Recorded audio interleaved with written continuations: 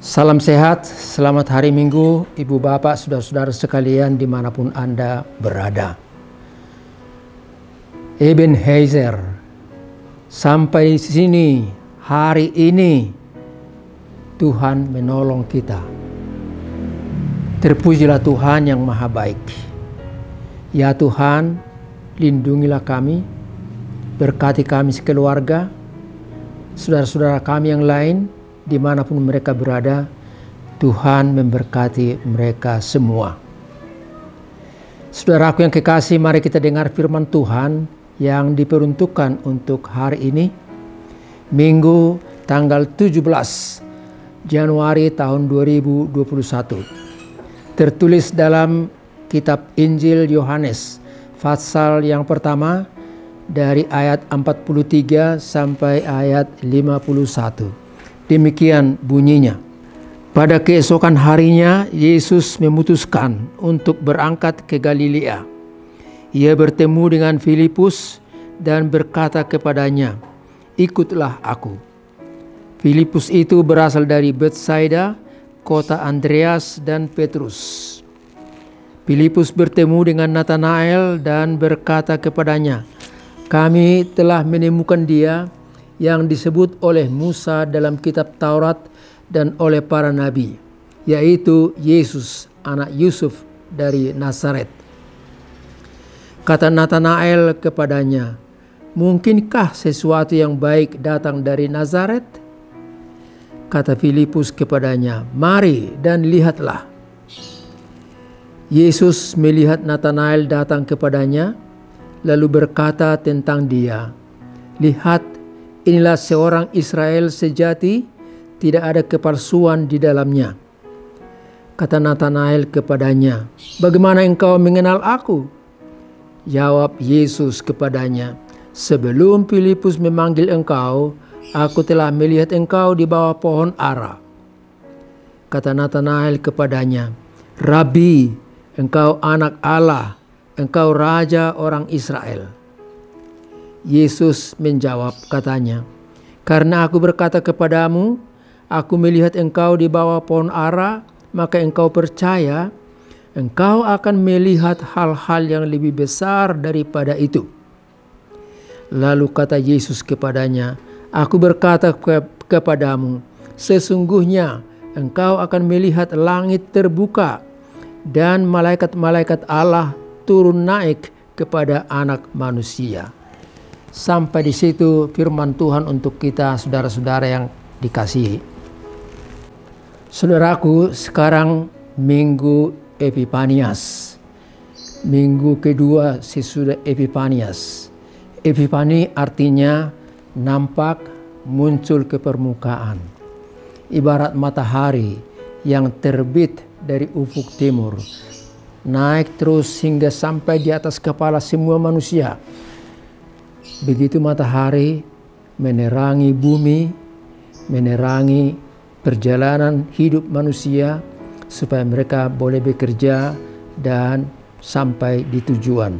Demikianlah Tuhan Yesus sekarang sudah muncul di dunia ini dan Dia memberikan terang hidup bagi kita supaya kita juga boleh hidup dalam terang itu dan meninggalkan segala perilaku kegelapan. Tapi ada hal yang luar biasa dalam pelajaran ini. Tuhan Yesus yang telah muncul dan Epifanias itu, Dia membutuhkan dan Dia mau memakai manusia menjadi pekerja, menjadi murid-muridnya. Dan dalam nas ini yang kita baca tadi, Tuhan Yesus memanggil murid-muridnya. Disebutkan di situ nama-nama, ada Simon Petrus, ada Andreas, ada Filipus, ada Natanael. Dan kalau kita baca lebih lengkap lagi dari Matius pasal 10 ayat 2 sampai 4, selengkapnya diberitakan nama-nama tersebut. Pertama, Simon yang disebut Petrus dan Andreas saudaranya. dan Yakobus anak Zebedeus, dan Yohanes saudaranya, Filipus dan Bartolomeus, Thomas dan Matius pemungut cukai, Yakobus anak Alfeus dan Tadeus, Simon orang Selot, dan Yudas Iskariot yang mengkhianati dia. Itulah nama-nama murid-murid Tuhan Yesus. Murid-murid yang artinya menjadi saksi pekerjaan, hidup, pelayanan Tuhan Yesus sampai di kayu salib dan kemudian naik ke sorga dan kembali ke bumi ini untuk menemui murid-murid tadi. Saudaraku yang kekasih, Tuhan memanggil mereka dari berbagai bidang pekerjaan atau profesi. Kita dengar di sini tadi ada nelayan, ada juga karyawan yang bekerja di bidang pajak dan cukai. Ada juga seorang Iskariot yang mengkhianati dia. Judas Iskariot yang sebenarnya mengharapkan Yesus sebagai pimpinan dari front pembebas kemerdekaan Israel. Dia kecewa karena bukan begitu yang dinampakkan Yesus. Dan dia juga tergiur oleh uang dari kaum Farisi, sehingga dia mengkhianati Yesus dan akhirnya bunuh diri. Saudara, yang penting bagi kita pada kesempatan ini perlu mengetahui bahwa Yesus anak Allah itu, Tuhan itu, memerlukan dan mau memakai manusia untuk menjadi alat di tangannya, menjadi saksi-saksi kemudian hari untuk bumi ini. Saudara, murid dari bahasa Inggrisnya disebut disciple. Disciple itu ada kaitannya dengan disiplin. Jadi murid itu harus menjadi orang yang berdisiplin, hidup teratur dan tertib, mau belajar, ikut apa yang diajarkan oleh guru kepadanya, dan dia sungguh-sungguh taat kepada gurunya. Disciple itu mengandung 3 D. D yang pertama ialah dia dipanggil, yang kedua dia dibekali, dan yang ketiga dia diutus. Menjadi murid itu mau dipanggil, senang untuk dibekali, belajar tentang firman Tuhan. Yang terakhir, dia siap untuk diutus, untuk bekerja kemanapun dia diberangkatkan. Saudara, ada lagu rohani yang populer. Lagu tersebut bukan hanya dinyanyikan oleh muda-mudi gereja, tapi lagu tersebut juga dinyanyikan oleh polisi dan tentara. Itu saya lihat dari video. Dan bagi saya itu luar biasa. Lagunya berjudul I Have Decided to Follow Jesus, No Turning Back, No Turning Back. Keputusanku mengikut Yesus, ku tak ingkar, ku tak ingkar. Saudaraku yang terkasih, saya mau memberikan kepada kita beberapa masukan untuk lebih gampang kita memahami khotbah ini, untuk mempermudah kita mengikuti apa yang dikatakan oleh Injil ini kepada kita. Yang pertama, Tuhan berkata, ikutlah aku, follow me. Ikutlah aku. Itu dikatakan kepada murid-murid tadi. Tapi saya mau jabarkan lebih luas. Ajakan untuk mengikut Yesus itu juga ajakan untuk kita semua, untuk Anda, untuk aku, untuk semua manusia, untuk mengikut Yesus. Siapa yang ketemu Tuhan, mau berkomunikasi dengan Tuhan, mereka akan mengalami perubahan, dan perubahan itu perubahan yang positif, Mereka menjadi orang yang percaya, dan karena yakin dan percaya menjadi pemberita Injil kepada orang lain. Kita lihat dua contoh. Yang pertama, perempuan Samaria. Kalau kita baca dalam Injil Yohanes pasal 4 ayat 8 sampai 12. Perempuan Samaria yang duduk di pinggir sumur Yakub itu ketemu Yesus dan mereka berdialog yang sebenarnya tidak ada hubungan budaya maupun kepercayaan antara orang Samaria dengan orang Yudea, antara perempuan Samaria itu dengan Tuhan Yesus.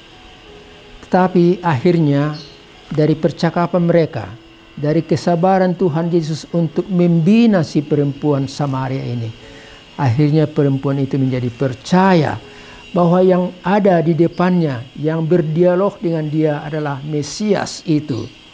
Dan dia mengabarkan tentang Mesias, tentang Yesus itu kepada penduduk kota di mana dia tinggal. Ada perubahan dalam hidupnya. Yang kedua, kita belajar dari seorang yang bernama Saulus yang kemudian berubah menjadi Paulus. Seorang yang pintar, ahli Alkitab, ahli Taurat, yang benci kepada orang Kristen, juga tidak mau, tidak sudi untuk mendengar nama Yesus. Tapi satu ketika dalam perjalanan dari Yerusalem ke Damaskus, di tengah jalan dia mendapat cahaya yang terang benderang dari sorga, dan dia rebah ke tanah dan dia berkata, "Siapakah engkau?" Dan Saulus mendengar suara, "Akulah Yesus yang selalu kamu cari-cari itu. Apa yang harus saya kerjakan?" Dan Yesus berkata, "Ikutlah aku." Dan jadilah dia menjadi seorang penginjil. Kisah Para Rasul pasal 22. Saudaraku yang kekasih, ketemu dengan Tuhan menciptakan suatu perubahan. Kita boleh ketemu Tuhan bukan hanya tatkala kita beribadah di gereja, berkebaktian di sana. Kita boleh ketemu Tuhan tatkala kita bekerja di kantor, tatkala kita bekerja di perusahaan, tatkala kita berbicara dengan seseorang, tatkala kita mengalami satu peristiwa yang ajaib. Kita boleh ketemu Tuhan, dan sebenarnya peristiwa itu mau mengajak kita supaya kita menjadi orang yang ikut Yesus dalam hidup ini. Saudara, mengikut Yesus tidak harus menjadi seorang situa atau penetua ataupun majelis gereja ataupun pendeta sekalipun. Menjadi pengikut Yesus semua kita dari bidang kita masing-masing. Saya paham seorang kondektur bis yang ramah, yang menolong orang yang sudah tua dan berumur dan memberikan tempat duduk yang nyaman bagi dia. Dan tatkala si penumpang tua itu mau turun, dia bantu untuk menurunkan barang bawaannya, dan dia tunggu sampai si penumpang itu turun dengan aman, berdiri dengan aman, baru dia meneruskan perjalanannya. Itulah bagi saya pertanda seorang pengikut Yesus.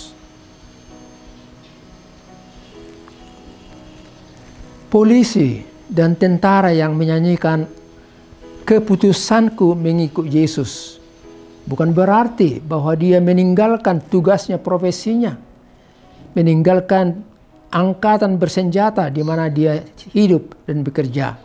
Tidak perlu untuk meninggalkan itu.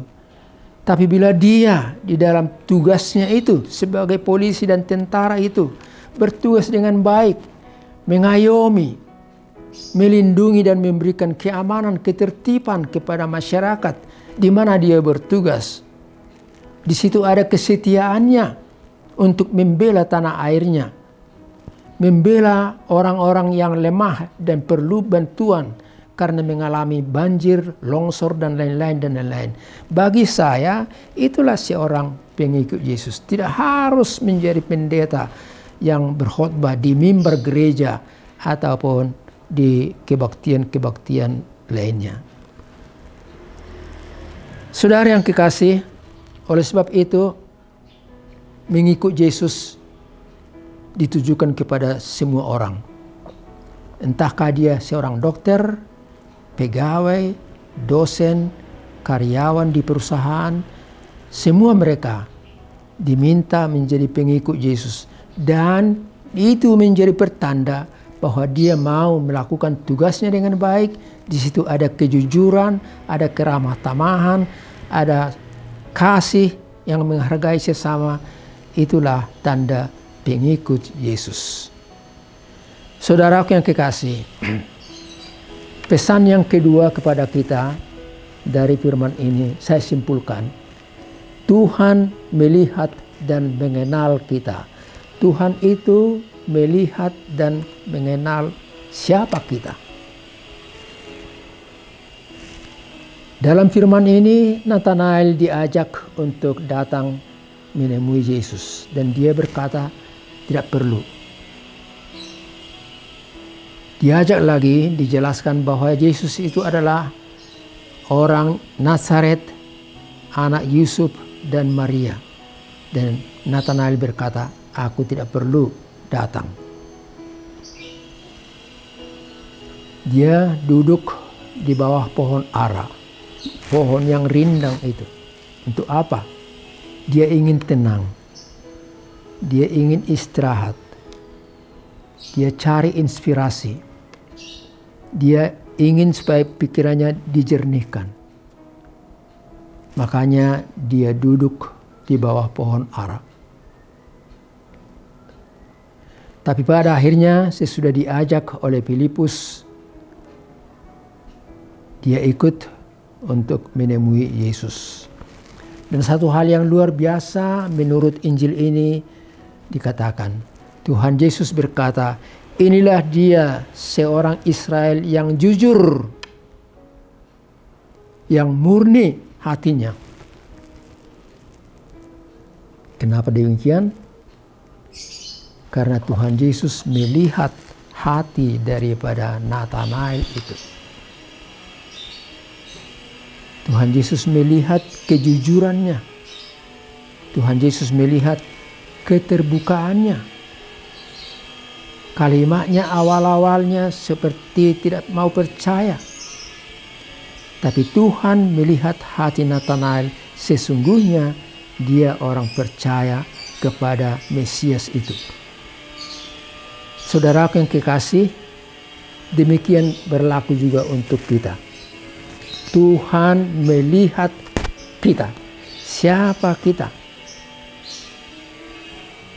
Melihat hati kita yang paling dalam. Melihat isi pikiran. Melihat segala apa yang ada dalam diri kita sendiri. Ibarat seorang gembala yang mengenal domba-dombanya. Dan domba-domba itu juga kenal akan gembalanya. Demikian Tuhan kenal kita. Dan kita juga mengenal Dia. Gambar daripada gembala dan domba itu kita temui dalam Injil Yohanes pasal 10 ayat 14. Saudaraku yang kekasih, Tuhan mengenal kita. Dia tahu siapa kita. Bahkan rambut kita juga tahu Dia. Jumlahnya berapa. Kita sendiri nggak pernah menghitung-hitung dan tidak mampu untuk menghitung jumlah rambut di kepala kita. Tapi Tuhan itu tahu. Dia melihat bukan hanya diri kita, eksistensi kita, tetapi bahkan rambut di kepala kita juga Dia tahu. Oleh sebab itu, jangan takut dalam hidup ini. Demikian dikatakan dalam Matius pasal 10 ayat 30. Tuhan Maha melihat kemanapun kita pergi. Saat kita duduk, saat berdiri, saat berangkat kepada tujuan kita, saat istirahat, saat malam kemana kita tidur, kemudian bangun pada pagi hari, bekerja dan seterusnya. Dia melihat kita. Dan karena itu kita merasa tenang karena Dia pelindung kita. Dia yang memanggil kita menjadi saksi-saksi, menjadi murid-muridnya dari pekerjaan, dari profesi di mana kita berada. Itu boleh Anda baca dalam Mazmur 139 ayat 1 dan seterusnya. Saudaraku yang kekasih, saya mau akhiri renungan ini untuk kita. Pesan yang ketiga berbunyi, pengikut Yesus akan melihat hal-hal yang lebih besar dalam hidupnya. Itu ayat penutup, ayat 51 dari Injil Yohanes tadi. Pengikut Yesus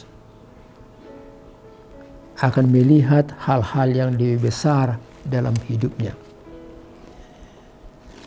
Tuhan Yesus, anak Allah yang telah diproklamirkan dari sorga, dan Allah Bapa di sorga berkata, inilah anakku, aku berkenan kepadanya, dengarlah dia. Orang-orang yang percaya itu boleh melihat hal-hal yang lebih besar.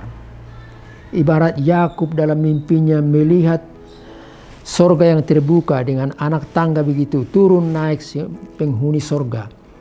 Luar biasa dan lebih besar dari situ. Kepada kita hari ini dijanjikan siapa yang mengikut Dia boleh melihat hal-hal surgawi yang lebih besar.